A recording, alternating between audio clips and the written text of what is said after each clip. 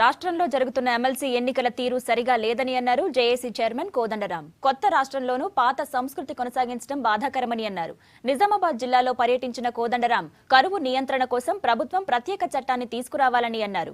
ప్రభుత్వం బోధన్ షుగర్ ఫ్యాక్టరీని స్వాధీనం చేసుకోవాలని కోరారు కోదండరాం. జరుగుతున్న పరిణామాలు అయితే చాలా అసంతృప్తికరంగా ఉన్నాయి. నా మట్టుకు నాకు ఇట్లా జరగటం మంచిదేం కాదు.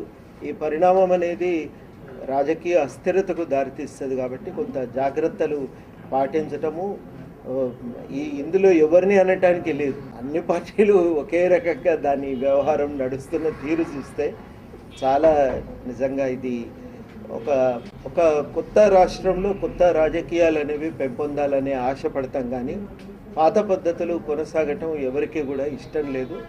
ఈ పద్ధతులు కొనసాగకుండా చూడవలసినటువంటి బాధ్యత అందరి మీద ఉంది, మాలాంటి వాళ్ళ మీద కూడా ఉంది. మేము కూడా కలిసినప్పుడు మాట్లాడుకుంటాం, ఏం చేయగలం ఎట్లా చేయగలం అనేది కూడా ఫుడ్ సెక్యూరిటీ చట్టం మాదిరిగానే ఈ కరువు వచ్చినప్పుడు దాన్ని నియంత్రణకు ఒక చట్టాన్ని తీసుకొచ్చి ఆ కరువు నియంత్రణ చర్యలను అమలు చేయవలసినటువంటి బాధ్యతలను అధికారుల మీద, ఆ కరువు నియంత్రణ సందర్భంగా సహాయం పొందే హక్కు ప్రజలకు కల్పించవలసిన అవసరం ఉంది. ఆ చర్యలు మరి ఇక్కడ రాష్ట్ర ప్రభుత్వం కానీ కేంద్ర ప్రభుత్వం కానీ తీసుకోవాలని ఈ సందర్భంగా మీ ద్వారా కోరుతూ ఉన్నాం.